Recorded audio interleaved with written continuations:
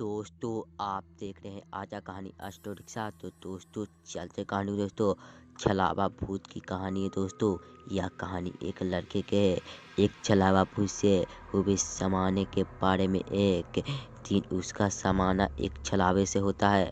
यह कहानी तब की है जब मैं अपनी मौसी के घर छुट्टियां बिताने गया हुआ था। उस समय मेरी गर्मी की छुट्टियां चल रही थी। मेरे मौसा जी एक डॉक्टर हैं, तो उन्हें रहने के लिए एक क्वार्टर मिला हुआ था। और वे उस क्वार्टर में दूसरे मंजिल पर रहते थे। उनके फ्लोर पर एक बालकनी थी जिसके पीछे की ओर एक जंगल था। रात के समय उस जंगल से अजीब गरीबे आवाज़ें सुनाई देती थी।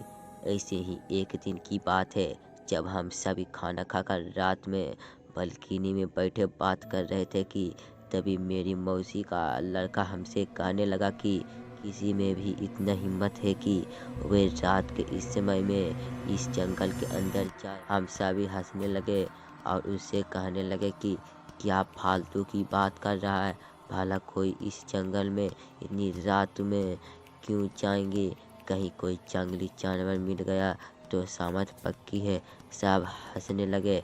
वे बोला कि मैं मजाक नहीं कर रहा हूँ। मेरे स्कूल के दोस्त बताते हैं कि एक बार ऐसे ही एक लड़का उस जंगल में चला गया, फिर उसका कभी कुछ पता नहीं चला। गांव के लोग बताते हैं कि उस लड़के को अपने पिता के जंगल में बुलाने की आवाज़ आती थी और वे उनकी आवाज़ के पीछे पीछे उस जंगल में चला गया। फिर कभी किसी ने उसे नहीं देखा और फिर कभी किसी ने उसे नहीं देखा। मैं हंसने लगा कि यह तो झूठी कहानी है। अगर वे लड़का लौट नहीं है तो लोगों के किसने बताया है कि आवाज़ उसके पिता की थी। वे बोला क्योंकि उसके पिता उसकी थोड़ी दूर पर थे और उन्होंने भी वही आवाज़ सुनाई थी। मतलब उनको बुलाने की उनकी ही आवाज़ में कोई उनके बेटे को अपनी ओर पुकार रहा था। जब मैं दौड़कर वहाँ पहुँचा तो उन्होंने देखा कि वहाँ पर उनका बेटा नहीं था, इसलिए कोई उस जंगल की ओर नहीं जाता है। फिर हम सभी उठकर टीवी देखने लगे और थोड़ी देर बाद में उस बालकनी में जाकर थोड़ी प्रवेश हवा खाने लगा। रात का समय में उस जगह अच्छी खासी हवा चल रही थी कि और मैं उस जंगल की ओर मुँह करके ही लगा कि आखिर कौन होगा। वह क्या वह सच था कि अभी मैंने अपने मौसेरे भाई को उस जंगल के किनारे खड़े देखा। वह मेरी ओर नज़र करके हंस रहा था और मुझसे इशारे में कह रहा था कि तुम भी यहाँ आओ। मैं चौंक गया कि अभी तो टीवी देख रहा था, फिर नीचे कैसे पहुँच गया। मैंने पीछे मुड़कर देखा, वहाँ वही नहीं था, तो मुझे लगा कि शायद सिया नीचे चला गया, मुझे भी नीचे बुला रहा है। वे अब मुझसे बोला कि अरे देख क्या रहे हो, नीचे आओ, थोड़ा सैर करते हैं। मैंने सोचा चलो थोड़ा घूम लेता हूँ। मैं नीचे जाने के लिए दरवाजे तक गया था कि तभी मैंने देखा कि मेरा भाई तो टॉयलेट करके बाहर आया है। यह देखकर मैं सकबक गया, मेरे रोंगटे खड़े हो गए और मैं बस यही सोच रहा था कि अगर यहाँ थे तो वहीं नीचे कौन नहीं है। मैं उससे बोला कि तुम तो नीचे थे, इस बाथरूम में क्यों आए। वे बोला कि मैं तो यहीं था, मैं तो बाथरूम गए ही था, तुम क्यों बोल रहे हो।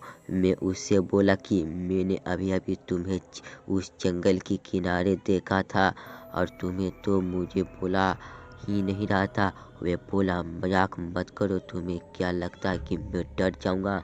मुझे पता ही कि तुम्हें मुझे डराने का प्रयास कर रहे हो, पर मैं नहीं डराने वाला है। इतना खाकर वे टीवी देखने लगा। मुझे यकीन नहीं हो रहा था कि यह मैंने अभी क्या देखा। उसी रात में जब सो रहा था कि तब से कि मुझे पुकारने की आवाज़ आ रही थी। जो भी था मुझसे कह रहा था कि मैं तुम्हारा कब से इंतजार कर रहा हूँ, तुम तो आए ही नहीं हो। देखो जल्दी आ जाओ, फिर हम दोनों साथ में इस जंगल के अंदर घूमेंगे। इस बार यह आवाज़ मेरे भाई जैसी नहीं थी, बलि किसी ऐसे बूढ़े आदमी की थी जो काफ़ी लंबा होगा और बहुत ही ज़्यादा रिग्रेट पीता होगा। रात भर मुझे उसकी आवाज़ें आने लगी और फिर जब सुबह मैंने सबको यह बात बताई तो सबने मुझसे कहा कि ऐसा होना यह आम बात है, तुम उस ओर ध्यान मत दो और अपना काम करो और भूल कर भी उस जंगल की ओर मत जाना। कुछ दिनों बाद भी मुझे उस जंगल की ओर से आवाज़ें आती रही थी, फिर वे आवाज़ें आने रुक गई। इस घटना की कुछ दिनों बाद में पापा मुझे लेने आ गए क्योंकि मेरी गर्मी की छुट्टियां भी ख़त्म होने वाली थी। उस जंगल में रहने वाले को लोग छलावा कहते हैं और जो कोई भी उसके पीछे जाता है वे फिर कभी लौटकर नहीं आता है। दोस्तों, मैं आशा करता हूँ कि आपको छलावा भूत की कहानी पढ़ने में मज़ा आया होगा। शीर्ष वाली या पसंद आई होगी।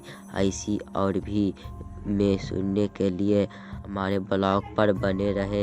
यदि आप यूट्यूब पर सुनना पसंद करते हो तो यूट्यूब चैनल को सब्सक्राइब कर लो। तो अगले कहानियों की ओर दोस्तों चलते हैं।